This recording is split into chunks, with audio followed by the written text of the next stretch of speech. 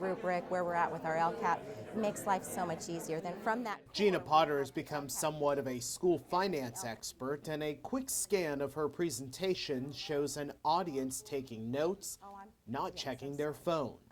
We sent the draft of our LCAP to them. We'll do that again this year. We're going to send the draft of our LCAP annual review to them in advance. One person never misses her presentations, this bearded man who always stands in the back. His name is Tom Teagle, longtime educator and ACSA member. More importantly, he's Gina's father. He sets the bar so high, and I know that if I've done well, I'm going to get a great compliment, and if I could have done better, I'm going to get a gentle comment. Education has been part of the family long before Gina was born. Her grandfather was an educator, and that paved the way for Teagle to become an educator.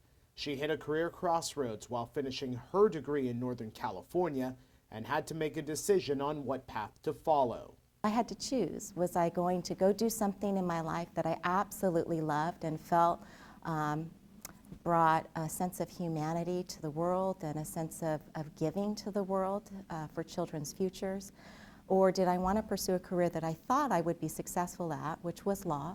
The choice, as it turned out, didn't stray far from life's lessons. As we were growing up, we were watching papers being graded, and my parents were grading our homework to make sure we turned it in well.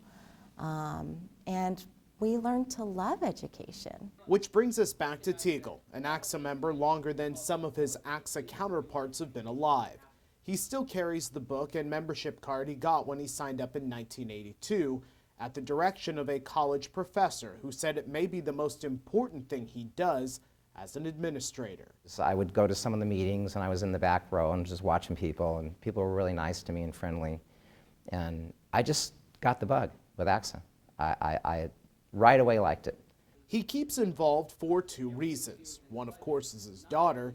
The other is the constant evolution of ACSA, how what is here today wasn't here yesterday and will be even better tomorrow. There's a different feel because you have all the technology supporting all of our activities, but you have the same core values of ACSA. So we asked Potter, what is it like having your dad in all of your presentations?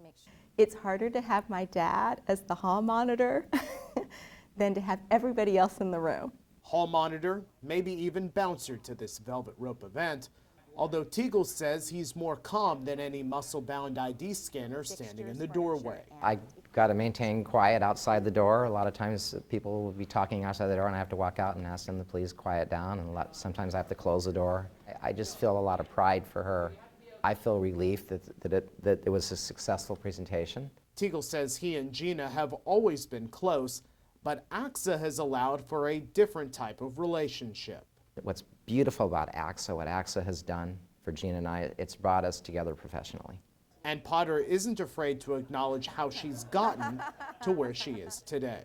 I am what I am today because of my dad and because of ACSA.